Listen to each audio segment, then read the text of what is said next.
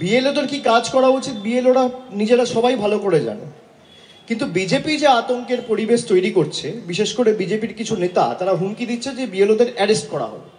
আমরা তার এগেনস্টে কমপ্লেনও করেছি। ইলেকশন কমিশন যদিও কোনো ব্যবস্থা নেয়নি, ইলেকশন কমিশনে তো গেরুয়াকরণ হয়ে গেছে। আমি সেই জন্যই ভারতের দেশের জাতীয় নির্বাচন কমিশনকে বিজেপির সহচরী সংস্থা বলি। বিজেপির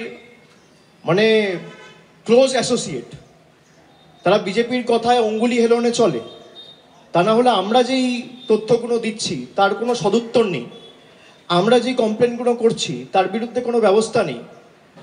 আর এসআইআর ঘোষণা হওয়ার পর বিজেপি নেতারা বলে দিচ্ছে এত নাম বাদ যাবে, এত বিএলওকে অ্যারেস্ট করা হবে, তার বিরুদ্ধে তো ব্যবস্থা নেওয়ার দায় দায়িত্ব ইলেকশন কমিশনের।